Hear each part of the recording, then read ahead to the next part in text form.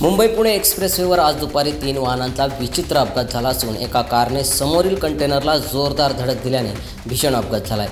या अपघातात कारमधील 2 जणांचा जागीच मृत्यू झाला आहे तर 2 जण जखमी झाले आहेत। मुंबई पुणे एक्सप्रेसवेवरून पुण्याहून मुंबईकडे कंटेनर क्रमांक MH46BM1535 हा माल घेऊन जात असताना तो बोरघाटात आला असता पाठीमागून येणाऱ्या वॅगनर कार क्रमांक MH43BE8562 या कारने समोरील कंटेनरला पाठीमागून जोरदार धडक दिल्याने भीषण अपघात झाला तर कंटेनरने समोरील तिसऱ्या अज्ञात वाहनाला धडक देऊन 3 वाहनांचा विचित्र अपघात झाला।